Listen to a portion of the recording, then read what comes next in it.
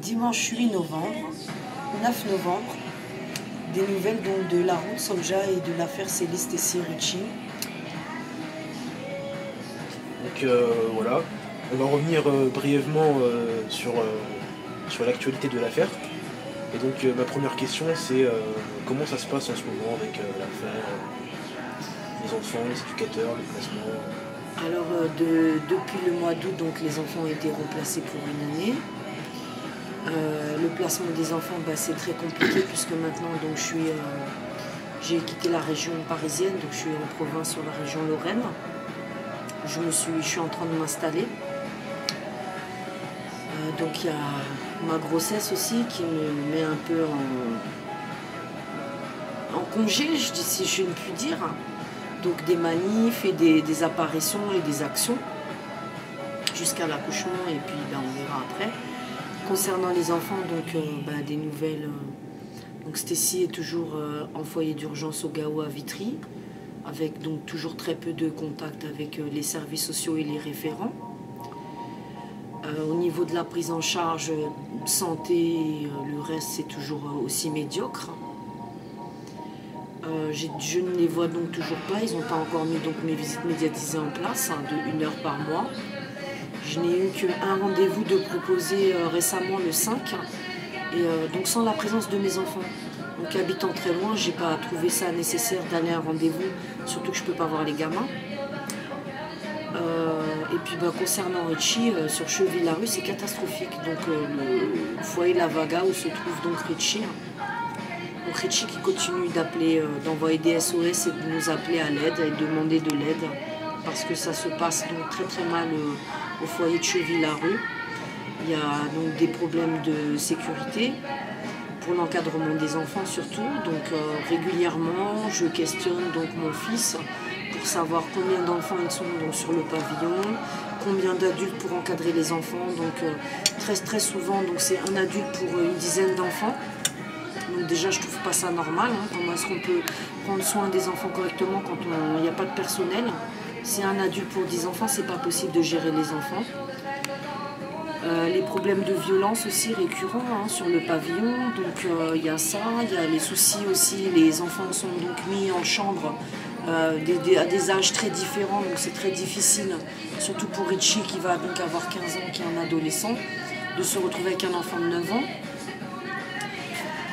J'ai appris donc tout récemment qu'il y avait aussi des privations de nourriture sur Ricci, donc là ça aussi ça m'a beaucoup surprise parce que Ricci c'est pas un enfant qui est spécialement gros, qui a aussi des problèmes alimentaires, qui n'est pas suivi ni aidé pour ces problèmes-là, et on le prive de nourriture. Donc c'est punition, privé de nourriture, téléphone confisqué, isolé, enfermé. Donc l'enfant se plaint beaucoup et de ses conditions en foyer et dont son ras-le-bol. Donc il a fait une tentative de fugue il y a quelques jours encore, il a essayé de s'échapper du foyer puis il est revenu. Mais je pense qu'il ne tiendra pas encore très très longtemps à distance de sa mère et séparé de sa famille. Donc concernant les enfants, il n'y a pas beaucoup d'évolution ma foi.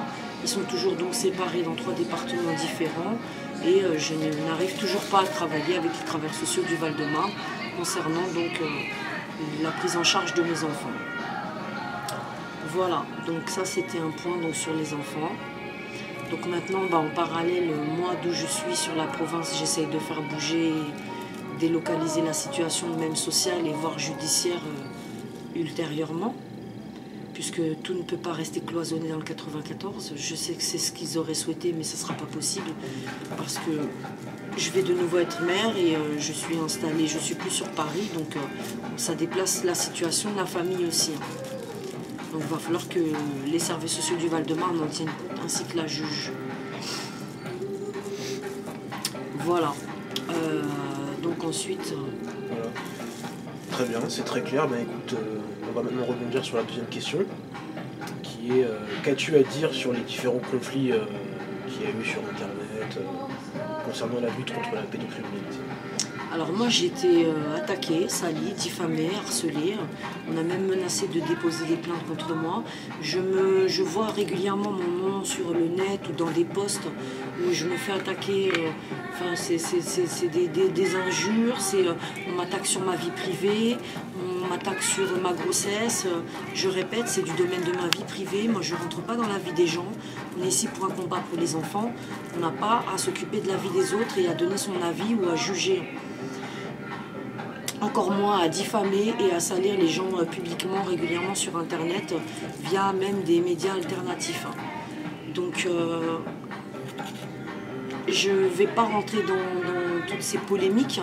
Ça ne m'intéresse pas parce que pour nous, ça dessert donc vraiment le combat pour les enfants et la lutte contre la pédocriminalité. Il faudrait vraiment qu'on reste unis plutôt que de s'envoyer des balles et de se tirer dessus à tire-larigot et pendant ce temps-là, rien n'avance. On est bien trop divisé pour pouvoir aller plus vite, donc ça freine énormément. Pas rentrer dans les conflits, les conflits qu'il y a sur Internet. Et oui, bien sûr, je vois, je lis, certaines personnes m'interpellent, me demandent mon avis. Moi, j'ai pas grand-chose à dire, si ce n'est que je me laisserai pas insulter et diffamer sans me défendre. Que moi aussi, je donne des réponses.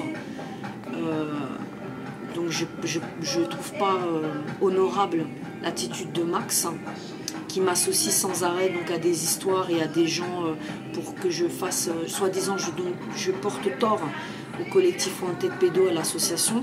Donc je répète, je connais des gens dans Wanted Pédo, des gens qui sont très bien. Je ne suis pas contre leur mouvement ni leur association.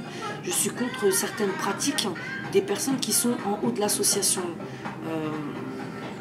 Il faut rappeler que nous, donc, dans nos affaires, nous sommes aussi des victimes. Nous avons aussi des enfants qui sont victimes, qui sont coincés.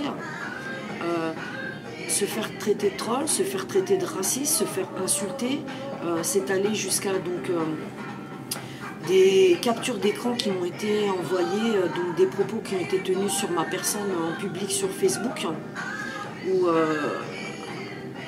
Tepa, que je connais, que j'ai rencontré qu'une fois, donc il m'avait invité sur sa chaîne Meta TV pour mon témoignage avec Wanted Pédo, qui se permet de me poster, je vais la défoncer celle-là. Donc aujourd'hui, devant une caméra, je te demande pas qu'est-ce que moi j'ai bien pu faire à Meta TV. Est-ce que moi je t'ai porté tort? Est-ce que moi je vous ai diffamé pour que tu en arrives à m'injurier aussi violemment sur Internet? Vous vous trompez d'ennemis, les gars, parce que moi je suis pas là pour foutre le bordel. Moi j'ai aussi mon affaire, moi aussi j'ai mes enfants, je suis très très engagée dans cette lutte.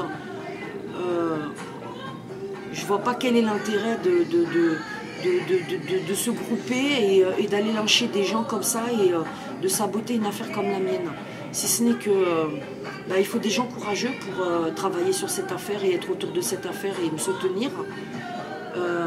On travaille aussi, donc on essaye de travailler dans la transparence, dans la confiance, et pas d'entretenir tout le temps des conflits et parler les uns sur les autres. Enfin, c'est vraiment un travail d'équipe.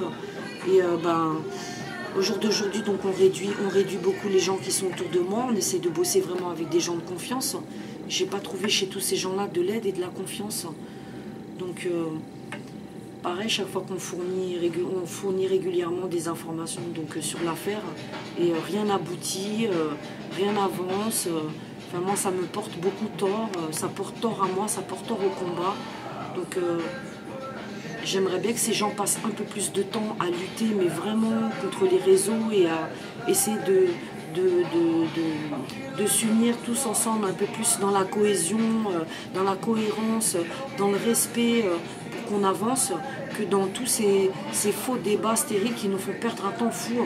Et je le dis encore une fois, qui portent vraiment gravement atteinte au combat qu'on mène pour les enfants.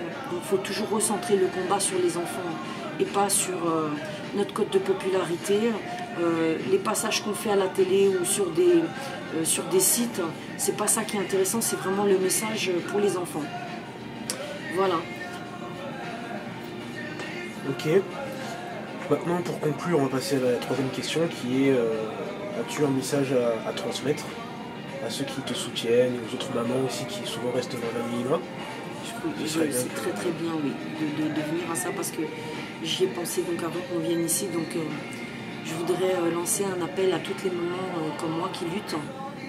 Évidemment, il faut qu'on soit un peu plus unis, un peu plus groupés parce que donc là, j'encourage vivement aussi les mamans à rejoindre toutes les manifestations et notamment donc je voudrais apporter mon soutien à Morgane et à d'autres mamans qui vont se rejoindre le 12 décembre. J'encourage donc toutes les mamans qui ont peur, qui n'osent pas à aller justement à la rencontre de ces mamans qui combattent aussi depuis des années. Donc il y aura des manifestations et des rencontres sur Paris en décembre pour les placements abusifs. Donc ça, les personnes qui vont pouvoir y aller, ça serait bien qu'elles montent sur la capitale et qu'elles puissent y aller pour justement pouvoir voir ensemble et grouper nos affaires pour pouvoir les faire monter et obtenir des rendez-vous avec des personnes un peu plus de façon à être entendues pour qu'on arrive donc à sortir nos enfants de ces placements. Voilà, donc le message pour toutes ces mamans et pour toutes les personnes qui veulent les soutenir. Donc rejoignez-les le 12 décembre à Paris au Trocadéro. Je voudrais aussi passer un message à mes enfants. Donc maman est loin, mais maman pense toujours à vous. Et maman, avec ses moyens, essaye de faire bouger tout ça, mes enfants. Donc on ne perd pas espoir, on continue de se battre. Peu importe les conditions, mais on est là. Comme tu l'as dit Richie, on est une famille de soldats. Donc on ne lâche pas. J'ai pas envie de faire...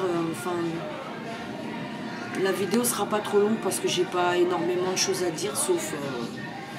bon, voilà, donc aujourd'hui j'ai eu ce week-end la chance d'avoir la visite de mes amis et des gens qui travaillent autour de moi sur mon affaire. C'est beaucoup de force pour moi et beaucoup de soutien. Donc je les remercie vivement d'être là. Ça m'a fait énormément plaisir. Donc quoi qu'il arrive, quoi que les gens pensent, quoi que les gens disent, on ne s'arrêtera pas, on continuera pour les enfants. Ce combat, c'est pour les enfants. Voilà. Je voudrais faire un petit coucou à toutes les personnes qui nous suivent et qui nous soutiennent. Donc un petit coucou à Chantal, un petit coucou à Wallen, un petit coucou à Maureen, un petit coucou à Nadège, Sandrine, Fatima, Morgane, Baba Zabou, et puis toutes celles que j'oublie qui me soutiennent au jour le jour, Maëlou, voilà, toutes les personnes qui m'ont aidé, plein de personnes dont j'ai pas de nouvelles qui sont donc venues au tribunal aussi pour me soutenir. Je reste abordable et disponible quand j'ai un peu de temps, donc voilà. Donc la route Solja, dimanche 9 novembre, Nancy, et c'était pour faire une petite vidéo pour les amis, pour le fun, et puis pour dire que on est là. Voilà. Merci à tous, à très bientôt.